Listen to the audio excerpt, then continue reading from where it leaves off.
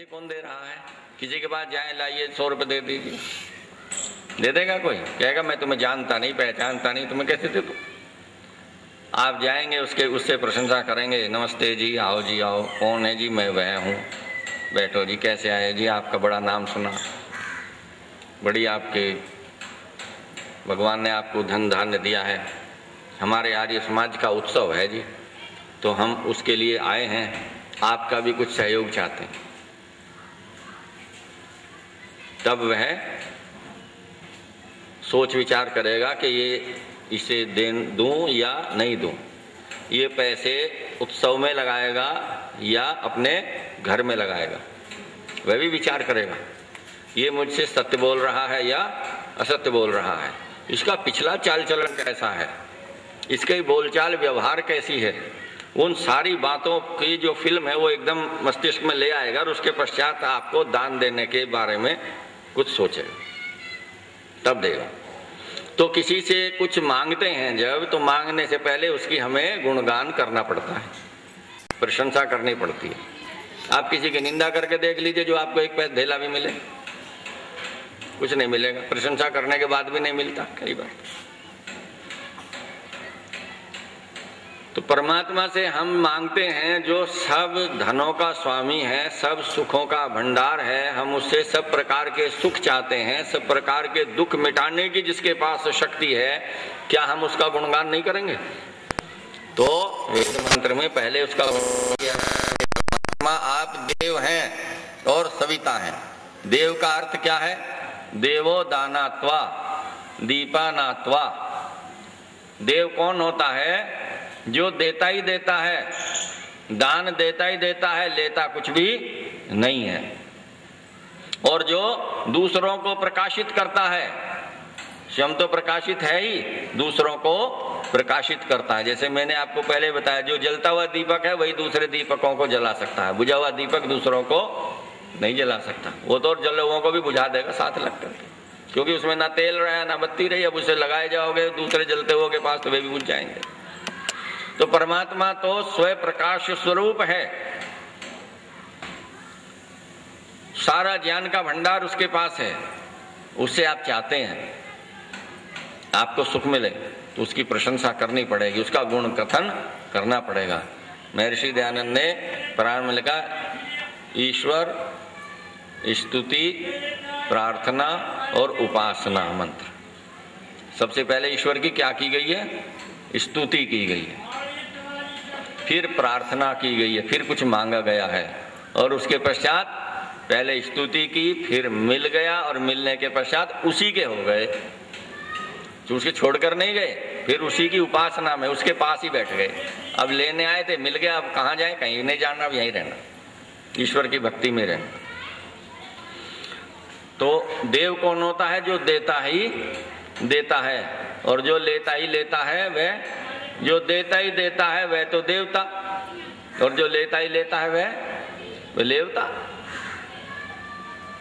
अब आपको जो सुख देता है वह तो देवता है, लेकिन जहां आप जाते हैं, चाहे किसी मंदिर में जाते हैं, चाहे मस्जिद में जाते हैं, कब्रों में जाते हैं, कहीं भी जाएं, वहां कुछ सुख मिलता है? वहां मिठाई चढ़ा दो उसे भी ले लेगा, वह नहीं ले तो उसका जो सहयोगी है पुजारी वह ले लेगा, कपड़ा चढ़ाओ वह भी ले लेगा, सोना चढ़ाओ वह भी ले लेगा, छत्र चढ़ाओ वह भी ले लेगा, बकरा चढ़ा दो वह भी ले लेगा, सुअर चढ़ा दो वह भी ले लेगा। तो देवता का गुण तो है नहीं इसमें। तो यदि किसी को देवता मानना है तो ये परिभाषा जो निरुक्त की है, देवो दानात्वा, इसकी कसौटी पर कस करके देख लीजिए कि देता भी है कुछ या नहीं देता। तो देता जो है वही है देवता, और जो नहीं देता है वह देवता नहीं है। देखो, मनुष्य की और परमात्मा की तुलना करके देखो देवता के आधार पर। आप जिन चीजों को देवता सामान्य लोग मानते हैं वे आज इसकी तुलना करके देखें। देखो, किसी मनुष्य के पास मांगने जाएं तो वह एक बार दे देगा, 2 बार दे देगा, 3 बार दे देगा, उसके बाद क्या करेगा? उसके बाद कहेगा इन्हें कुछ काम ही नहीं रहा है। जब देखो मुंह उठाए मांगने चले आते हैं। इन्हें कुछ काम ही नहीं है। तो 2-3 बार के बाद में वह मना कर देगा, हाथ जोड़ लेगा कि जी अब बस और कहीं देखो। लेकिन परमात्मा की विशेषता देखो, आप 1 बार मांगो, 2 बार मांगो, 10 बार मांगो, 1000 बार मांगो, इस जन्म में मांगो, अगले जन्म में मांगो, कभी तक मांगते रहो, वह देने से मना नहीं कर सकता। कभी नहीं कहेगा इन्हें कुछ हिला नहीं रहा, इन्हें कुछ काम नहीं रहा। जितना उससे मांगोगे वो उतना ही देगा। और मनुष्य की जितना अधिक मांगोगे उतना ही अपमान करेगा। वृद्ध हो जाता है जब, बच्चों से 1 बार कहे अरे भाई पानी दे दो, बच्चे ने सुना नहीं, फिर दूसरी बार कहो अरे पानी दे दो, फिर उसने सुन लिया थोड़ा सा, दूंगा कहीं बूढ़ा मरा थोड़ी जा रहा है। फिर तीसरी बार कह रहे पानी दे दो, क्या सब मर गए? तब कहेंगे तू शोर ही मचाता रहता, कुछ और काम भी है थी। अपनी संतान भी बार बार मांगने से दुखी हो जाती है, गैरों की तो बात छोड़ दीजिए। लेकिन परमात्मा से चाहे जितनी बार मांगो, हंसकर मांगो, चाहे रोकर मांगो, दुखी होकर मांगो, चाहे सुखी होकर मांगो, वो कहता अच्छा आपके मांगा लो, जितना चाहे लो। क्यों? मनुष्य क्यों झीकता है? क्योंकि मनुष्य के पास सीमित धन है। वह कितना दे सकता है? 100 रुपए दे देगा, 2 दे देगा, 1000 दे देगा, लाख दे देगा, बस उसके बाद चुप हो जाएगा। लेकिन परमात्मा के पास तो कोई सीमा ही नहीं है, अथाह भंडार है, उसको आप नाप नहीं सकते, तोल नहीं सकते, गिन नहीं सकते, चाहे जितना आपको चाहिए आप लो। अच्छा, दाता मनुष्य क्या करेगा? 1 व्यक्ति को देगा, 2 को देगा, अपने संप्रदाय को देगा, अपने मत समर्थन करने वालों को देगा। जो विरोधी मत का आएगा उसे नहीं देगा। विरोधी को कहेगा भाई हमारा तो, हम तो इस मत को मानते नहीं है। कोई जागरण कराने वाला आर्य समाज के प्रधान के घर जाए कि लाओ जी जागरण करा रहे हैं, पैसे दो, तो वो तुरंत कहेगा हम तो इसमें विश्वास करते नहीं है, हम तो देंगे नहीं। आप हवन करने के लिए जागरण वाले के पास पहुंचेगे जी हम तो आर्य समाज को मानते नहीं है, हम तुम्हें नहीं देते। ये है मनुष्यों के देने का सामर्थ्य, कुछ भी नहीं है। तो कोई व्यक्ति अपनों को देता है, दूसरों को नहीं देता। जो अपनों को देता वो देवता नहीं है, लेकिन जो सबके कल्याण के लिए देता है वह देवता है, वह परमात्मा है। उससे हिंदू मांगे, मुसलमान मांगे, आर्य मांगे, अनार्य मांगे, ईसाई मांगे, कोई मांगे, बच्चा मांगे, बूढ़ा मांगे, स्त्री मांगे, सब मांगे, सबको देता। तो मनुष्य सीमित मात्रा में देता है, परमात्मा असीमित देता है। मनुष्य अपनों को देता है, परमात्मा सबको देता है। मनुष्य कभी कभी देता है, परमात्मा सदैव देता है, दिन में भी देता है, रात को भी देता है, इस जन्म में भी देता है, अगले जन्म में भी देगा, पिछले जन्म में भी देता रहा है। और परमात्मा कभी दुखी नहीं होता देता हुआ, मनुष्य दुखी हो जाता है। मैं आपको एक घटना सुनाता हूं, सत्य घटना। एक बार हिंडन नदी में बाढ़ आ गई, हम तब पढ़ते थे। तो आसपास के क्षेत्र के लोगों ने सहायता शिविर लगाए,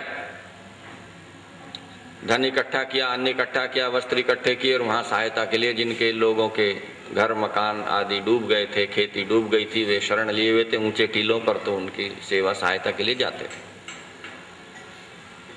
मैं एक बार सरधना गया तो सरधना के एक सज्जन ने मुझे कथा सुनाई। उन्होंने कहा जी प्रोफेसर साहब आपको बताता हूँ, एक बार यहाँ जब बाढ़ आई तो हम लोग आर्य समाज के लोग दान इकट्ठा करने के लिए चले। जब दान इकट्ठा करने के लिए पहुंचे तो सब लोगों ने दिया। एक बहुत धनवान सेठ थे, वे जैन थे, उनके यहाँ गए कि भाई बाढ़ के लिए तो इनसे भी लो, ये बहुत अच्छे व्यापारी हैं कपड़े के, इनसे भी लो। उनके पास गए, जाकर बैठ गए। तभी क्या होता है, वो कहते हैं कि हमारे यहाँ एक व्यक्ति था, वो प्रतिदिन घर पे मावा निकाल करके पेड़े बनाता था और वह सिर पर थाली रख करके पेड़े बेचता था सरधने के बाजार में। एक बार बेचने निकलता था, समाप्त हो जाते थे, फिर दोबारा नहीं बनाता था। बस उतने में ही संतुष्ट रहता था, फिर अगले दिन फिर बनाता था। हम गए, हमारे साथ ही पेड़े बेचने वाला भी आ गया। हम जाकर बैठे, पेड़े बेचने वाला भी वहां आ गया। वो लाला जी प्रतिदिन उससे पेड़े लिया करते थे। उस दिन भी उन्होंने, आर्य समाज के लोगों ने कहा कि लाला जी हम तो बाढ़ के लिए कुछ सहायता दान लेने के लिए आए हैं।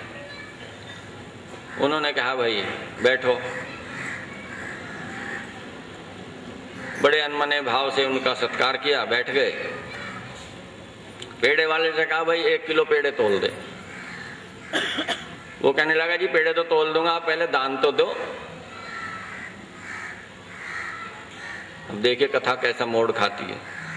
वो कहने लगा तुझे दान से क्या लेना देना, मैं दूं या ना दूं, तू पेड़े बेचने का काम है तेरा, पेड़े दे करके तू जा। उसने कहा नहीं पहले आप दान दो, मैं बाद में पेड़े दूंगा। वो कहने लगा नहीं देता, कर ले क्या करे।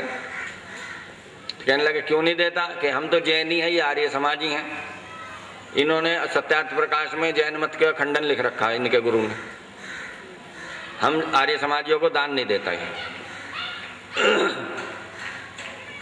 आर्य समाज के लोग उठ करके चलने लगे कि जी कोई बात नहीं, नहीं देते थे। वह व्यक्ति कहने लगा नहीं जी बैठ जाओ, यहीं बैठो। उसकी थाली में जितने पेड़े थे, 1 किलो हो, 2 किलो हो, 4 किलो हो, वो सबको दे दिया। आप पहले तो पेड़े खाओ। लाला जी कहने लगे और मेरे पेड़े, कहने लगे आज से तुझे पेड़े नहीं दूंगा, सारे पेड़े आर्य समाजियों को खिलाऊंगा और मुफ्त खिलाऊंगा, पैसे नहीं लूंगा। खाओ जी, सारे पेड़े खाओ पहले। वो थाल उनके सामने रख दिया। जब पेड़े खा लिए उन्होंने, अब आप यहीं बैठे रहो, मैं अभी आता हूं। अपने घर गया। उसके कोई संतान नहीं थी,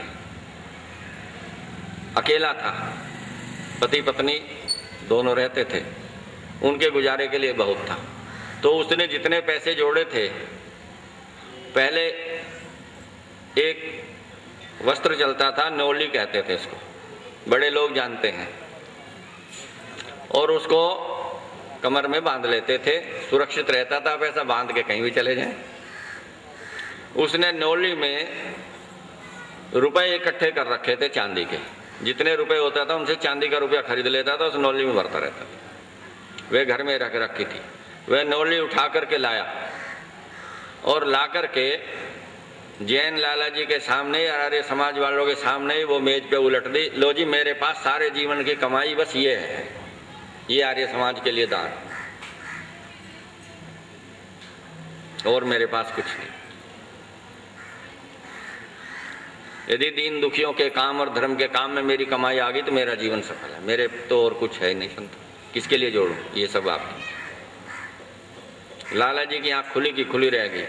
एक गरीब व्यक्ति इतना बड़ा दानी और एक धनवान व्यक्ति इतना अदानी, इतना कंजूस, इतना पक्षपाती कि जो बाढ़ में डूब रहे हैं उनमें भी मत और मतांतर ढूंढ रहे हैं। और उसने कहा कि आज के बाद तुझे पेड़े नहीं खिलाऊंगा, क्योंकि तू पापी है, धर्मात्मा नहीं। और वो बताते हैं कि वो जीवन भर उसकी दुकान पर पेड़े लेकर के नहीं गया, कभी नहीं गया। और जगह दिए उसको पेड़े नहीं, देखिए इस लायक ही नहीं। तो मनुष्य की देखिए दान देने की कितनी सीमा है, कितना करता है, लेकिन परमात्मा कभी पक्षपात नहीं करता, वो सबको देता है। हमारे अंदर लेने का सामर्थ्य होना चाहिए, लेने का गुण होना चाहिए। परमात्मा के यहाँ देने की कमी नहीं है। हम लेना नहीं जानते, हम मांगना नहीं जानते। जब हम लेना और मांगना नहीं जानते तो परमात्मा को भी कोई ऐसी लाचारी नहीं है उसकी कि वे आपको बलपूर्वक देता फिरे। काम चलाओ वस्तुएं आपको दे दी, उनसे आपको अपना जीवन चलाइए। अब आगे आपको विशेष सुख चाहिए तो विशेष प्रार्थना कीजिए, विशेष कर्म कीजिए, फिर आपको उसका फल मिलेगा। तो परमात्मा है देव, वह देता ही देता है, लेता किसी से कुछ भी नहीं है। दूसरी विशेषता, और देखो एक चीज और है, हम देव किसे मानते हैं? जड़ वस्तुओं को देव मानते हैं, मूर्तियों को देव मानते हैं। कोई पेड़ पौधों को पूजता है, कोई कब्रों को पूजता है, कोई देवी देवता जो मूर्ति बनी हुई है उनको देवता मानकर पूजता है। वे क्या देते हैं इस पर विचार करो। क्या हवा देते हैं, पानी देते हैं, अन्न देते हैं, दूध देते हैं, फल देते हैं, क्या देते हैं? प्राण देते हैं? कुछ भी नहीं देते। तो परमात्मा सब कुछ देता है, सारे संसार को दे रहा है। कितना अन्न उत्पन्न करता है, कितने फल हैं, गिन नहीं सकते आप। ऐसे ऐसे फल हैं जो देखे नहीं होंगे, जो खाए नहीं होंगे। विश्व में ऐसे ऐसे अद्भुत अद्भुत श्रेष्ठ श्रेष्ठ फल हैं। एक दिन मेरा बेटा घर में फल लाया। उसने कहा पिताजी ये फल खा करके देखो। हमने कहा भी ये तो टमाटर जैसा लगता है, जैसे टमाटर होता है हमारे यहाँ। अब नई किस्म का जो टमाटर आया कुछ लंबेपन पे, कुछ इस तरह, उससे दुगना था, टमाटर से भी दुगना, इतना बड़ा था। उसने कहा आप इसे खा के देखो। हमने कहा टमाटर होगा, टमाटर जैसी आकृति उसकी थी कि नहीं, खा के देखो। उसको खाया तो चाकू रखते ही कट गया, वो बल नहीं लगाना, इतना कोमल था, एकदम कट गया। और कट के उसको जो खाया, आप समझिए कि उसका स्वाद का और मिठास का वर्णन नहीं किया जा सकता। इतना रस भरा, इतना मीठा, स्वादिष्ट, सुगंधित फल था कि मैंने वह जीवन में पहली बार खाया। हम तो समझते थे यहीं अपने सेब, चीकू, अनार, अंगूर यही फल हैं और कुछ नहीं है। विश्व में ऐसे ऐसे फल हैं जो हमने न देखे हैं, न सुने हैं और न खाए हैं। सर्वत्र परमात्मा की ऐसी अद्भुत लीला है। वो सर्वत्र पता नहीं कितने प्रकार के अन्न, फल, फूल उत्पन्न करता है। हमारे रोगों के नाश के लिए औषधियां उत्पन्न करता है। हमारे जीवन के लिए प्राण वायु हमें देता है। कितना जल बहाया हुआ है, कितने अग्नि जल रही है, कैसी ये धरा बनाई है जिस पर हम सब लोग उसे बोझ से मार रहे हैं, पर वो नहीं थक रही है, बोझ से नहीं मार रही। कितना बड़ा आकाश बना रखा है। क्या हम परमात्मा के देने की गिनती कर सकते हैं? पूरा जीवन लग जाए अनुसंधान करते करते, परमात्मा के देने के गुण पर अनुसंधान पूरा नहीं होगा। इतना बड़ा देव है वह, इसलिए उसकी उपासना करनी चाहिए। परमात्मा है देव। और 5 जीवित देव हैं मनुष्य रूप में। वे कौन कौन हैं? वे भी देते ही देते हैं। यदि वे देते ही देते हैं तो वे देव हैं, और यदि देते ही देते नहीं हैं, लेने के लिए लड़ते हैं, तो फिर वे देवता के स्तर से गिर जाते हैं। कौन? माता देवता है, दूसरा पिता देवता है, तीसरा गुरु या आचार्य देवता है, और चौथा अतिथि देवता है, और 5वां पत्नी के लिए पति देवता है और पति के लिए पत्नी देवता। आप कहेंगे तो 6 हो गए। माता, पिता, आचार्य, पति और पत्नी, 5 हो गए। और अतिथि कितने हो गए? 6 हो गए। और बताए गए कि 5 हैं। तो आप पत्नी की ओर से गिनो तब पता चलेगा। पत्नी के लिए माता, पिता, गुरु, उसका पति और अतिथि, कितने हो गए? 5 हो गए। अब पति की ओर से गिनो, अपने आप को छोड़ दे, तभी तो 5 होंगे पूरे। तो 5 ये जीवित देवता हैं।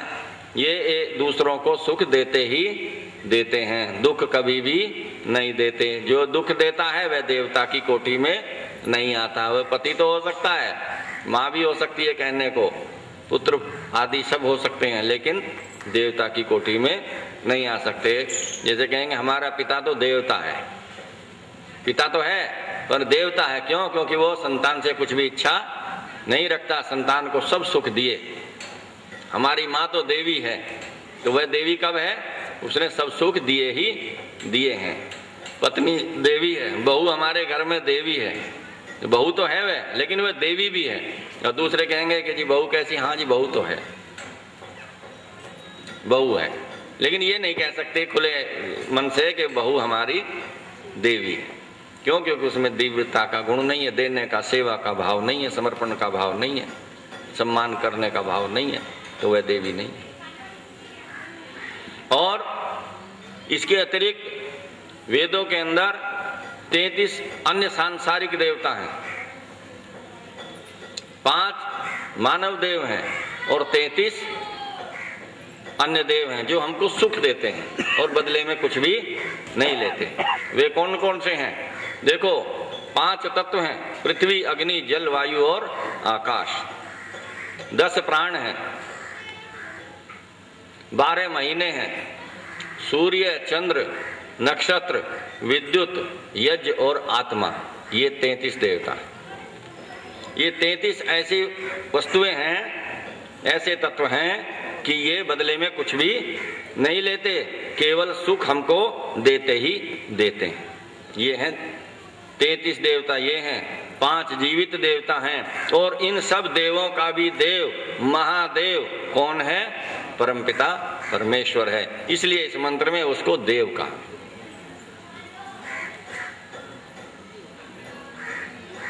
दूसरी विशेषता परमात्मा की इसमें बताई गई है कि परमात्मा आप सविता हैं। सविता कौन है? सविता का अर्थ है सकल जगत का उत्पादक, समग्र ऐश्वर्य युक्त और सब प्रकाशकों का भी प्रकाशक। वह परमात्मा इस संसार को उत्पन्न करता है, संसार का निर्माण करता है। उत्पन्न करने का अर्थ क्या है? संसार का निर्माण करता है। ये पृथ्वी बनाता है, समुद्र बनाता है, ज्वालामुखी पर्वत बनाता है, वैसे हरे भरे पर्वत बनाता है, सूखे पर्वत बनाता है। ये सारा जो संसार है, जो कुछ भी हम देखते हैं, इसका निर्माण किसने किया? परमात्मा ने किया। हमारे जो शरीर है उनका निर्माण भी कौन करता है? परमात्मा करता है। देखो, माता के गर्भ में एक बच्चा है, उसका निर्माण कौन कर रहा है?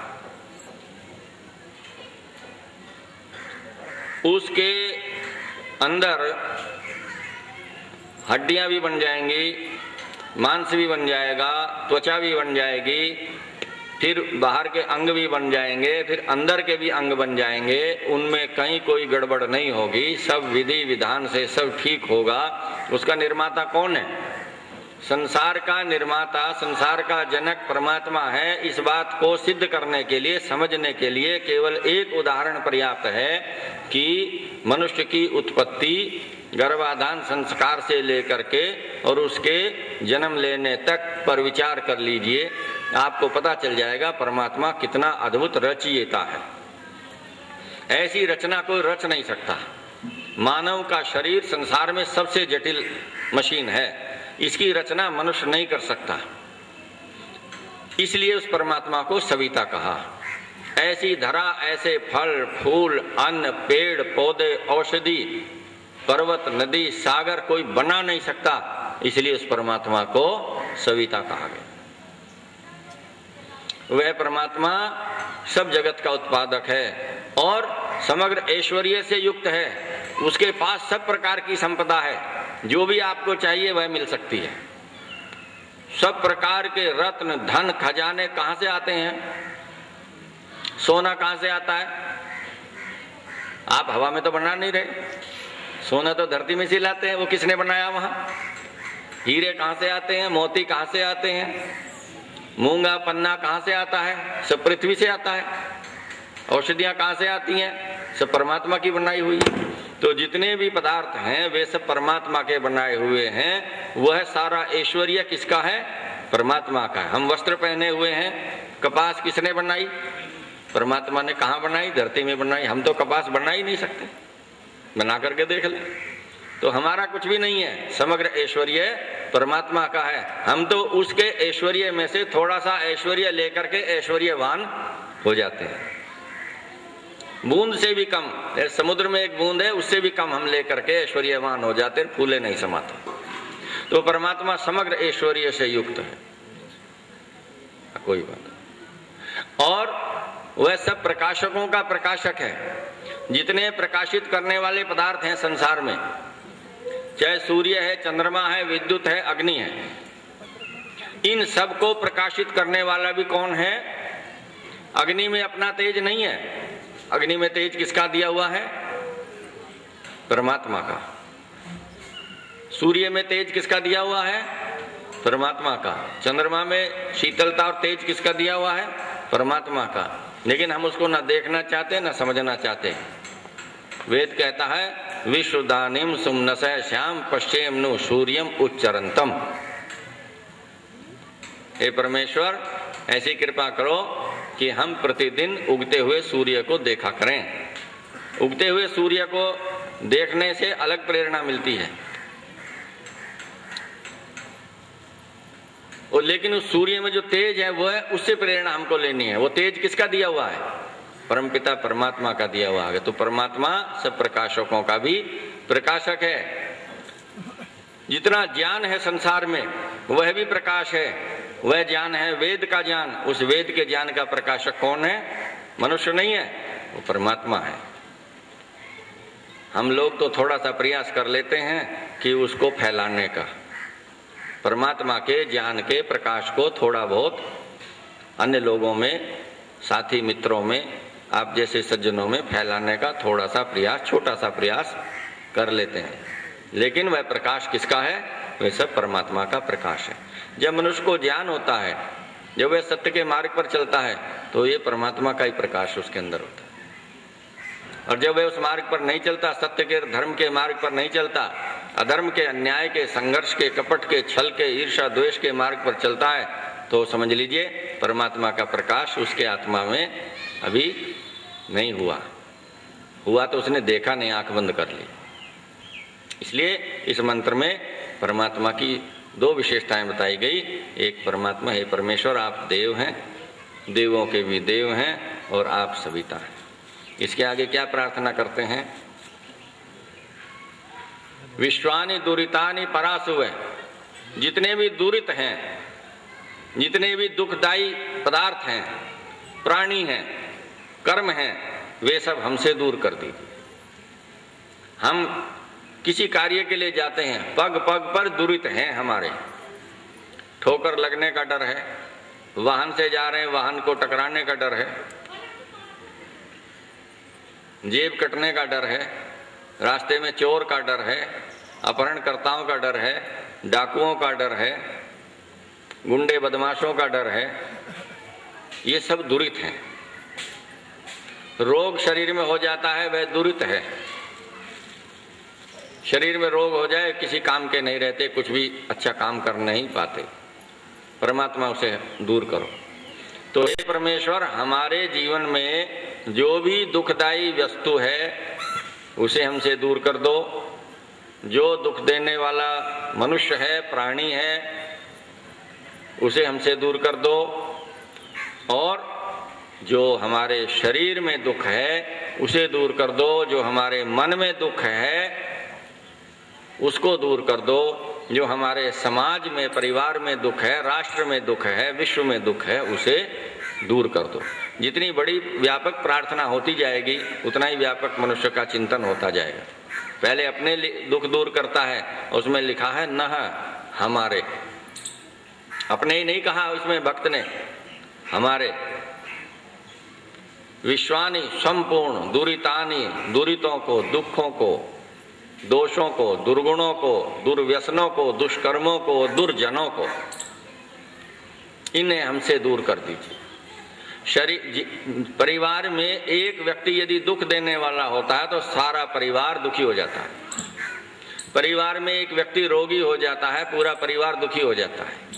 शरीर में एक छोटा सा रोग हो जाए तो पूरा शरीर ही निष्फल, अनुपयोगी लगने लगता है। मैं आपको एक बहुत रोचक दृष्टांत सुनाता हूं। दो मित्र थे, दोनों साथ पढ़े। एक का नाम था हीरालाल और दूसरे का नाम गिरधारी लाल। दोनों साथ साथ पढ़े, फिर अच्छी नौकरी लग गई, दोनों की शादी ब्याह हो गए, अपनी अपनी नौकरी करते रहे। फिर उनके बच्चे हो गए, बच्चे बड़े हो गए, जैसा संसार का नियम है। फिर वे सेवानिवृत्त हो गए। अब सेवानिवृत्त होने के बाद में समस्या आती है। नौकरी आदि में तो साथ रहे, ये बहन सुन के जानने की बात है। हाँ, बस इसे सुनते जाओ, फिर चले जाना, देखना शाम तक हंसती रहोगे आप। तो दोनों मित्र सेवानिवृत्त हो गए। अब रहे कहाँ? वो रहे कहाँ?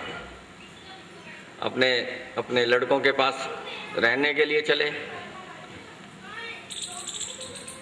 तो एक तो अपने पुत्रों के पास दिल्ली चले गए, वो बहुत संपन्न हो गए पुत्र, दिल्ली रहने लगे। और दूसरा मित्र पुत्रों के पास ना रह पाया, उन्होंने कह दिया हमारे पास तो जी 2 कमरों का ही मकान है, छोटा सा फ्लैट है, एक हमारा बेडरूम है, एक हमारा ड्राइंग रूम है, अब आप इसमें कहाँ रहोगे। उसने कहा भाई कोई बात नहीं, मैं तो अपने गांव चला जाऊंगा। गांव में खूब लंबा चौड़ा घर घेर था, वहां अपना रहने लगा।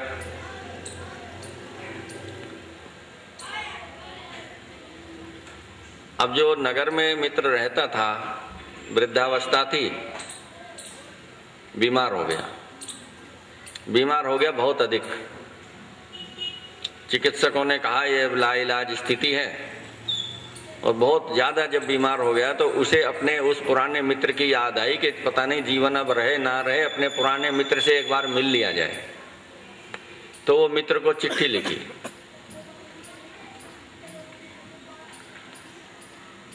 कि मैं बहुत अधिक अस्वस्थ हूँ और आपके दर्शन की इच्छा है, आपसे मिलने की बहुत इच्छा है, मैं आ नहीं सकता, यदि आप आ जाओ तो बड़ी कृपा हो। मित्र का पत्र आया, गांव में पढ़ा, बड़ा दुखी हुआ।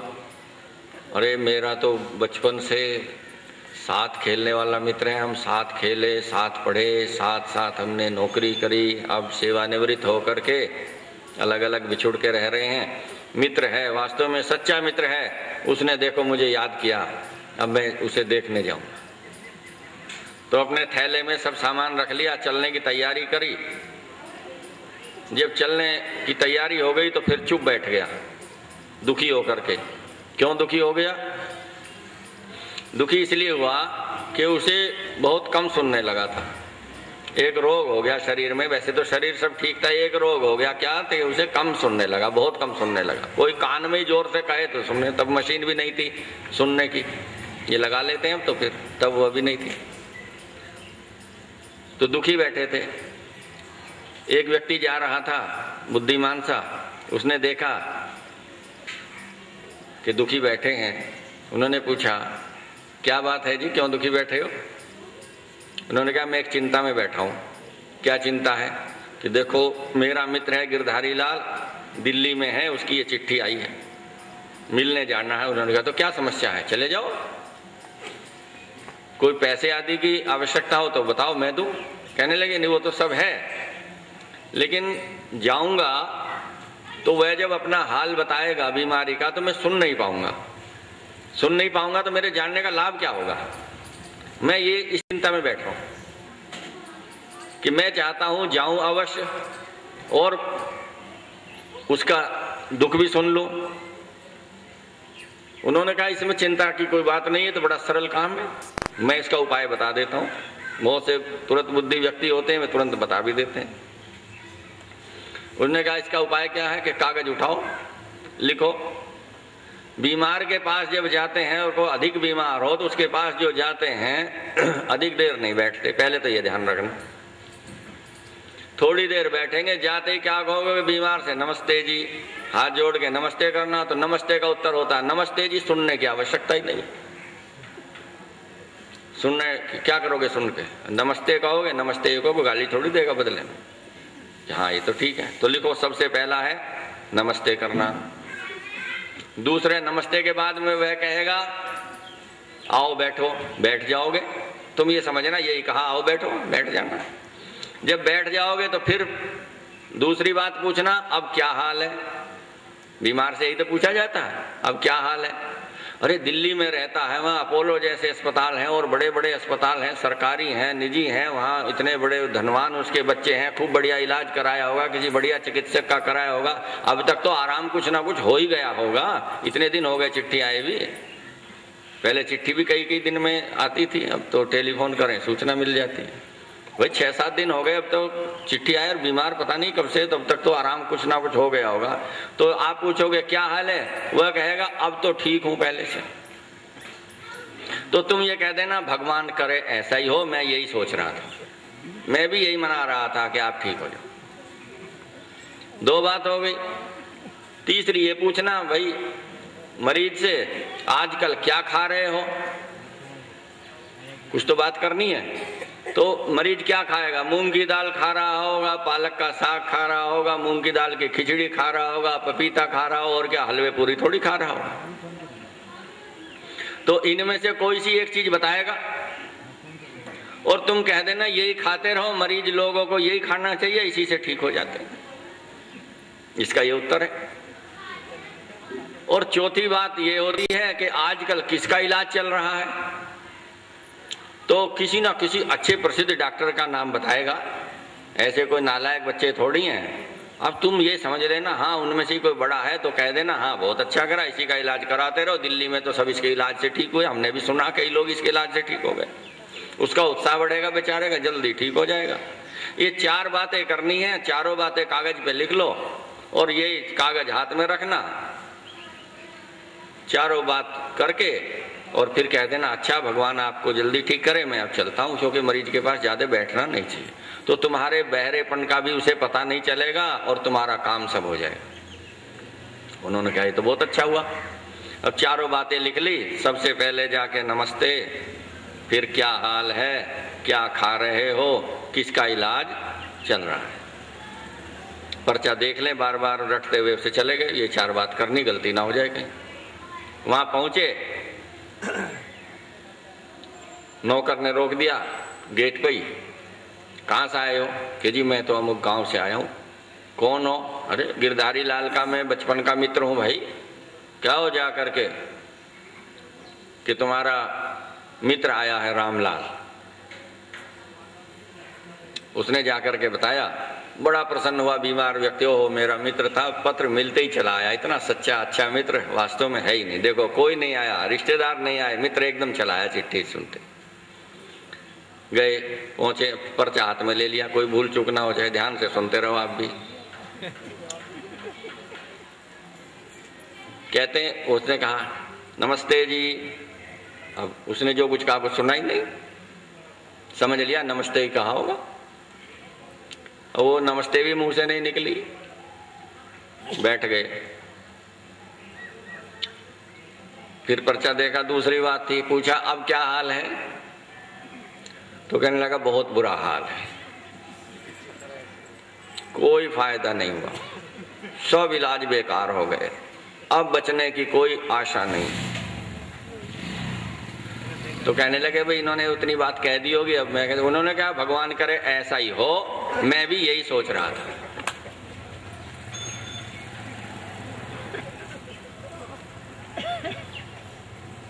अब इतना सुनते ही जो बीमार था उसको तो बहरा थोड़ी था, उसे तो सुनता था। बहरा तो वह था दूसरा। उसने कहा ये क्या कह रहा है? ये कह रहा है ऐसे ही मना रहा था कि ऐसे बीमार रहे, तुझे कोई फायदा ना हो, लाभ ना हो। बहुत आश्चर्यचकित रहा। उसने कहा तीसरा प्रश्न पूछ लूं। पूछा आजकल क्या खा रहे हो? उसे क्रोध आ गया। बीमार को क्रोध बहुत आता है। दुर्बल को, बीमार को, बच्चे को बहुत क्रोध आता है। वो बीमार था और वृद्ध था, 2 गुण हो गए, क्रोध पूरा आ गया। मूलतः गांव का ही रहने वाला था, शहरी भाषा भूल गया उस समय क्रोध में। जब क्रोध आता है तो व्यक्ति अपनी जो नकली भाषा उसे भूल जाता है, असली में बोलता है। फिर उसने पूछा आजकल क्या खा रहे हो? उसने कहा खा रहा हूं डले पत्थर। और क्या खा रहा हूं?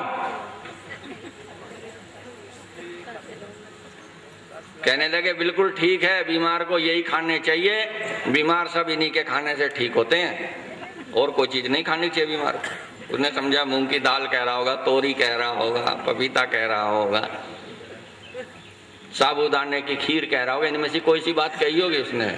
अब वो तो और क्रोधित हो गया। तीसरा प्रश्न हो गया। चौथा कहने लगा अच्छा ये बताओ आजकल इलाज किसका चल रहा? क्रोध बहुत आया हुआ था। कहने लगा इलाज चल रहा है यमराज का। और किसका चलता है? बस उसी के यहाँ जानने की तैयारी हो रही है। कहने लगे ऐसा ही करे भगवान, इसी का इलाज कराते रहो। दिल्ली में तो सब इसके इलाज से ठीक होते हैं, और हमने भी कई लोगों से सुना कि दिल्ली में यही बहुत सबसे बड़ा इलाज करने वाला डॉक्टर, इसी का इलाज कराते रहो। अब तो क्रोध चरम सीमा पे आ गया। कहने लगा तू मेरा मित्र है शत्रु है? आज पता चला तू जन्म जन्म का शत्रु है और निकल जा यहाँ से, यहाँ तेरा कुछ काम नहीं है। नौकर को आवाज दी, ले जाओ इसे बाहर। मुझे तो सुनना नहीं क्या कह रहा। नौकर ने कहा चलो बाहर। उसने कहा क्यों भाई, चाय पानी के नहीं पूछी, खाने के नहीं पूछा, और ये कह रहा बाहर चलो। चलो बाहर, तुम दुखी करने आए हो बाबूजी को। ये वो उसको घसीट करके पकड़ के जबरदस्ती घर से बाहर निकाल के गेट बंद कर दी। वो सोचता रहा भाई मैंने तो कुछ गलत कहा नहीं, 4 बात कही, नमस्ते जी, क्या हाल है, क्या खा रहे हो, किसका इलाज कर रहा। इतना करने के बाद में ऐसा व्यवहार, ये जन्म जन्म का शत्रु था, मेरा मित्र नहीं था। आज पता चला इसने अपने घर पे बुला के मेरा अपमान किया। बताओ, ये 4 अच्छी बात पूछने में भी कोई अपमान करता है? सबको कहते फिर बताओ तो ये दोष किस बात का हुआ? एक रोग शरीर में हो गया और सारे परिश्रम व्यर्थ हो गया। इसलिए इस शरीर को रोग रहित करो। कल भी मैंने ये बात प्रेरणा की सबसे पहले कही थी। सबसे पहली आवश्यकता क्या है? धर्म कर्म बाद में होंगे, पहले शरीर को स्वस्थ कर लो, क्योंकि शरीर से ही धर्म कर्म सेवा परोपकार होगा। ईश्वर भक्ति शरीर से ही होगी, शरीर के बिना नहीं होगी। इसलिए इस शरीर को स्वस्थ रखो। और स्वस्थ किसका शरीर रहेगा?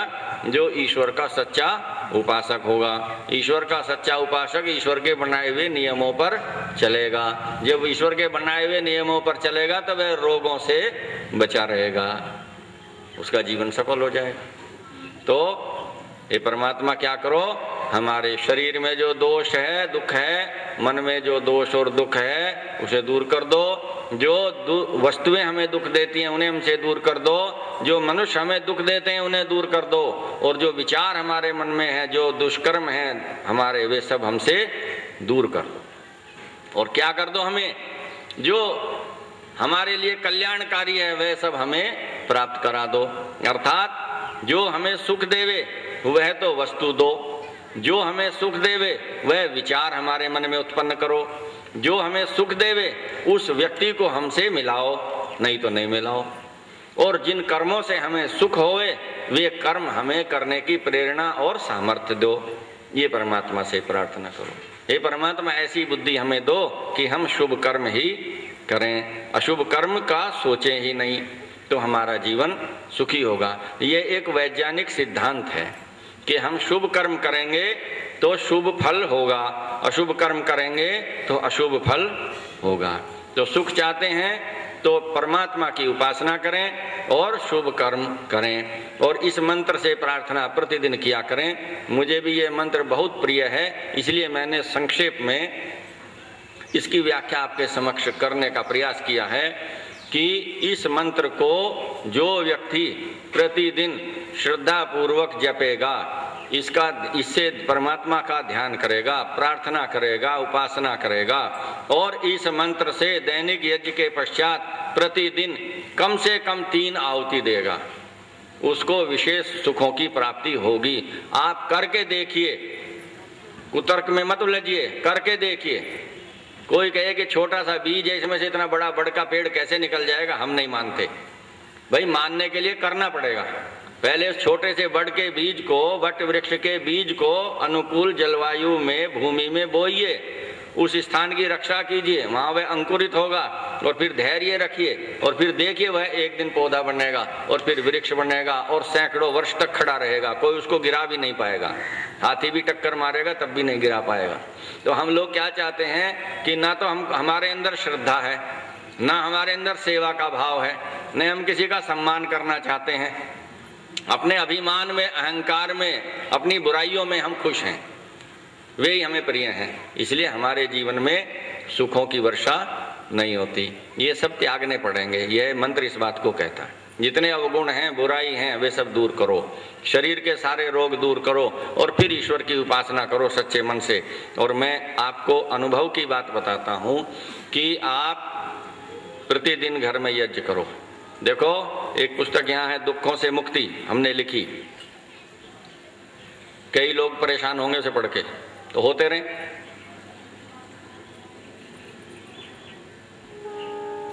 बहुत लोग होते हैं, लेकिन सत्य का मार्ग दिखाना हमारा धर्म है। दुखों से मुक्ति चाहते हो तो प्रतिदिन हवन करो, प्रतिदिन हवन करो घर में। आप कहेंगे तो बहुत लंबी प्रक्रिया है, कठिन है, मंत्र हैं, हमसे उच्चारण नहीं आता, शुद्ध नहीं बोल सकते। उसका भी समाधान है। क्या समाधान है? महर्षि दयानंद ने सत्यार्थ प्रकाश में संक्षिप्त हवन की विधि भी लिखी है। क्या लिखी है उसमें? कि आप हवन कुंड लीजिए, हवन का कोई पात्र लीजिए, उसमें छोटी छोटी आम की, बड़ की, गूलर की, बेल की समिधा, पीपल की समिधा लीजिए और अग्नि प्रज्वलित करो। सामग्री ले लीजिए बाजार से अच्छी किस्म की कोई भी, और उसके अंदर देशी घी, गाय का घी हो तो सर्वोत्तम है, नहीं तो देशी घी मिला लीजिए, थोड़ा गोला कस के मिला लीजिए, थोड़ा सा गूगल मिला लीजिए, 1 किलो में 20 ग्राम। और जो भी आप श्रेष्ठ पदार्थ घर में मिलाना चाहें, छुआरे मिलाना चाहें वे भी मिला लीजिए, 2-4 मुनक्का भी मिला लीजिए, किशमिश भी मिला लीजिए, छोटी इलायची भी मिला लीजिए, और उसमें जौ मिला लीजिए, उड़द मिला लीजिए। ये सब मिला करके एक साथ रख लीजिए। उसमें गुड़, शक्कर, खांड या बूरा ये मिला लीजिए, मिला करके रखिए। देखिए, जो हवन करना नहीं जानते उनको भी सरल विधि हमने तो अपने गुरु को समझाई नहीं, हम तो और दुनिया भर की बातों में उलझ गए। आप हवन कुंड में, हवन कुंड भी नहीं है घर में, कटोरा तो है, वह भी नहीं है तो मिट्टी का कटोरा तो मिलता है। करने वाले के लिए सब चीज हो जाती है। कौन सा ऐसा व्यक्ति समर्थ नहीं है जिसके जो 10-20 रुपए का हवन कुंड नहीं ला सकता, छोटा सा, बताइए? सब ला सकते हैं। उसको प्रातः स्नान करके, शुद्ध होकर के, और अपना एकांत में बैठकर शुद्ध स्थान पर आसन बिछाओ, पूर्वाभिमुख होकर के बैठो, पूर्व को मुंह करके। और आप पे कुछ भी नहीं आता तो ये मंत्र तो मैंने अभी उच्चारण कराया, फिर कर लीजिए। पुस्तक रखी हुई है वह ले लीजिए, मंत्र छपा हुआ रखा है वह ले लीजिए। अनेक हजार घरों में हम वेद मंत्र पहुंचा चुके हैं। जिन्होंने कभी वेद का नाम भी नहीं सुना उनके घरों में पहुंच गए हैं। वेद मंत्र है छपा हुआ, ले लीजिए, उसको पढ़ लीजिए। अर्थ भी लिखा हुआ है शब्दों का, एक एक शब्द का काव्य रूपांतरण भी लिखा हुआ है। वो आप 2-4 दिन पढ़ेंगे, याद हो जाएगा। फिर वो स्टिकर फॉर्म में उसे कहीं अपना चिपका दीजिए, रख दीजिए। और विश्वानुदेव मंत्र से 11 आहुति दीजिए सुबह को, और 11 दीजिए शाम को। और फिर आप देखिए, इसे करिए तो सही, जरा 2 महीने करके तो देखो। लेकिन उसमें शर्त यह है कि समस्त तामसी पदार्थों का त्याग आपको करना पड़ेगा, समस्त तामसी गुणों का, अवगुणों का त्याग करना पड़ेगा। ईर्ष्या, द्वेष, छल, कपट, रिश्वत खोरी, काम, क्रोध, मद, मोह, लोभ, मत्सर, लड़ाई झगड़ा, ये छोड़ने पड़ेंगे। और इनको छोड़ करके सच्चे ईश्वर भक्त बनिए। 11 आहुति प्रातः काल दीजिए, 11 आहुति सायं काल में दीजिए। जीवन में जो भी दुख है, परमात्मा से बड़ी विनम्रता से प्रार्थना कीजिए, परमात्मा हमारे जीवन के इस दुख को आप दूर करें। और कोई नहीं है दुख दूर करने वाला। जब ऐसी भाव विवलता से प्रार्थना करेंगे, फिर आप जरा करके तो देखिए, न्यूनतम 40 और अधिकतम 60 दिन में आपको परिणाम दिखाई देगा कि परमात्मा की कैसी कृपा आप पर होती है। मैंने इसको एक नहीं अनेक बार प्रयोग किया, अनेक लोगों को समझाया, बताया, उन्होंने प्रयोग किया और उनके जीवन में सुख का संचार हुआ, उनकी शुभ मनोकामनाएं पूर्ण हुई, उनके दुख दूर हुए, उनके घर से रोग, कलह, संघर्ष, लड़ाई झगड़े समाप्त हुए। आप भी सुख चाहते हैं तो वेद के इस मंत्र का जप करो, वेद के इस मंत्र से हवन करो, वेद के इस मंत्र को अपने जीवन में उतारो, दिन रात इसको गाओ और उस परमात्मा की प्रार्थना करते हुए अपने जीवन को सफल बनाओ। फिर बोलिए अंत में एक बार मंत्र को, ओम विश्वानि देव सवितर दुरितानि परासुव यद भद्रं तन्न आसुव।